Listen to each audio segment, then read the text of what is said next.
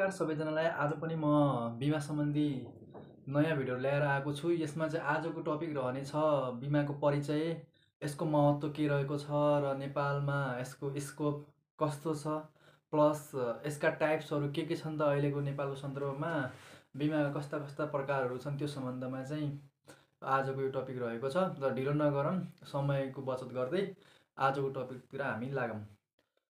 बिमा भनेको के हो त? सजिलो भाषामा के बिमा भनेको एकदम सजिलो भाषामा भने यो क्षतिपूर्ति हो। भनेको भविष्यमा आइपर्ने विभिन्न किसिमका सम्भावित जोखिमहरूलाई न्यूनीकरण गर्नको लागि चाहिँ वर्तमान समयमा त्यो जोखिमलाई चाहिँ टेकर गर्नको लागि अथवा त्यो जोखिमबाट आउन सक्ने सम्भावित जोखिमबाट चाहिँ बस्नको लागि चाहिँ वर्तमान समयमा चाहिँ आफूले भावी योजना गर्नु अथवा त्यो जोखिमबाट चाहिँ आफूलाई कसरी हुन्छ त्यहाँबाट चाहिँ बस्नको लागि चाहिँ बिमा गरिन्छ।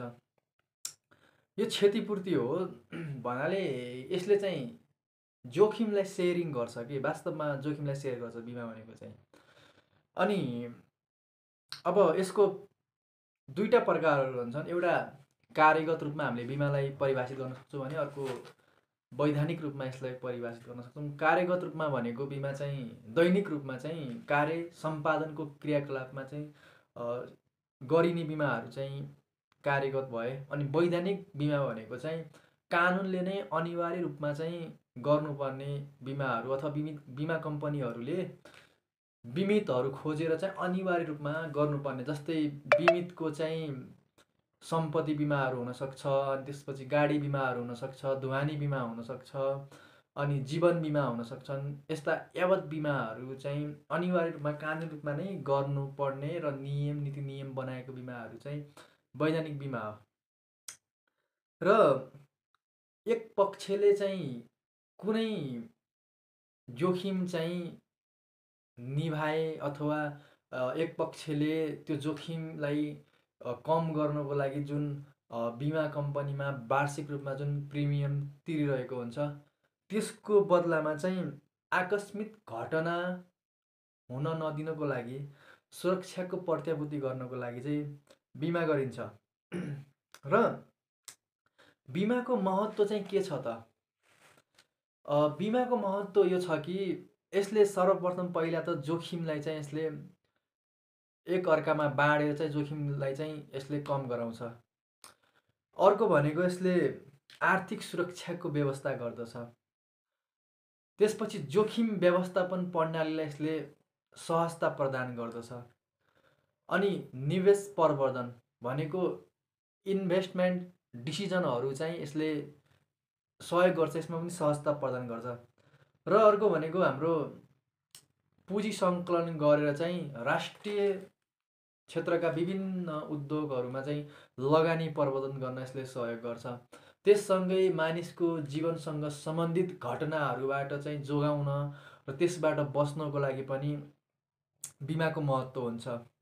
र सरकारलाई सहुलियत र समाजमा चाहिँ यसले स्थिरता ल्याउन सहयोग गर्छ। र प्रत्यक्ष वैदेशिक लगानी भित्राउन पनि बिमाले सहयोग गर्छ।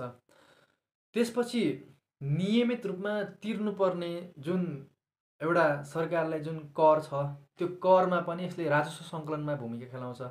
अनि जनतामा चाहिँ सेभिङको ह्याबिट अथवा बचत गर्ने बानीको विकास गर्दछ। त्यससँगै उद्योग धन्दा प्रवर्धन गर्दछ बिमाले, होइन?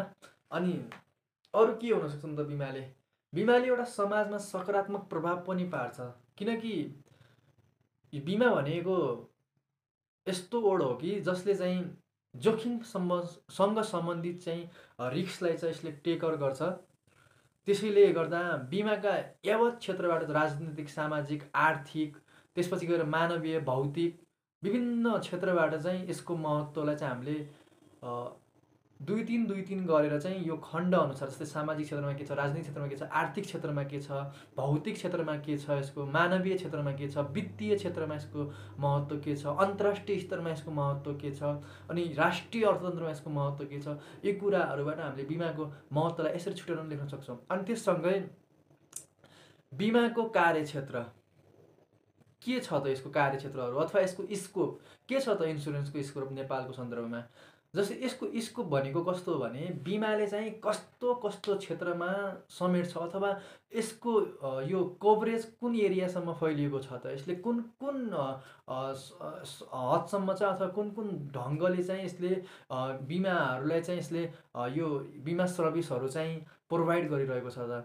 त्यो सबै क्षेत्रहरू चाहिँ बिमाका कार्यक्षेत्रहरू हुन्। जस्तै इक्जाम्पलको लागि हामी लिन सक्छौँ स्वास्थ्य बिमा हुनसक्छ, त्यसपछि गएर सम्पत्ति बिमा हुनसक्छ, मानव जीवनसँग सम्बन्धित हुनसक्छ, दम्पति बिमाहरू हुनसक्छ, सामाजिक बिमा हुनसक्छ, कृषि बिमा हुनसक्छ, ढुवानी बिमा हुनसक्छन्।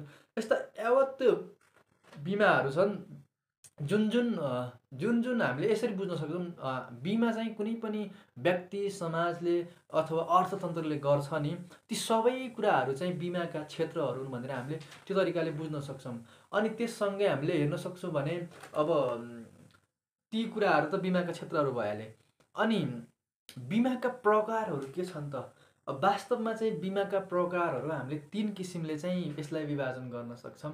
अब एउटा त भइहाल्यो जीवन बिमा, एकदम यो विश्वमा पनि बेबोलिनिया भन्ने हामीले अस्ति पनि विकासक्रम सुनेका थियौँ। त्यो बेबोलिनिया भन्ने ठाउँबाट यसको विकास हुँदाखेरि इस्वी सम्वत 4500 वर्ष अगाडि त्यति बेला चाहिँ सर्वप्रथम विश्वमा नै जीवन बिमाको सुरुवात भएको थियो।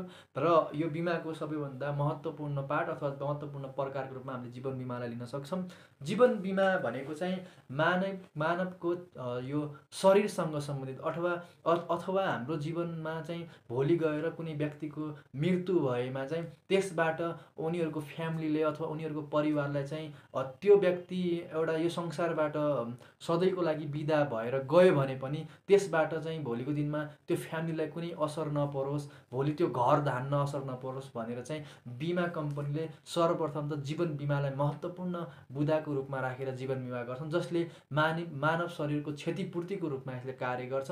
कुनै व्यक्तिको मृत्यु भएमा चाहिँ बिमा गर्दाखेरि बिमितले भोलिको दिनमा बिमाको मागदाबी हुन आएमा चाहिँ बिमित कम्पनीले भएको त्यो उनीहरूको कन्ट्र्याक्ट अथवा सम्झौता बमोजिम जति रुपैयाँ रकम छ त्यो पैसा फिर्ता गर्छ भने, अथवा त्यो व्यक्तिको चाहिँ बिमित कम्पनीले बिमक कम्पनीले बिमित व्यक्तिको चाहिँ भुक्तानी प्रिमियम अवधिभर पैसा तिरेसँगै उसको मानवीय क्षति अथवा त्यस्तो कुनै पनि किसिमले नभएमा चाहिँ बिमा भुक्तानी अवधि पुरा भएसँगै उसले त्यहाँबाट बिमा कम्पनीको सम्झौता बमोजिम रकम पनि पाउँछ।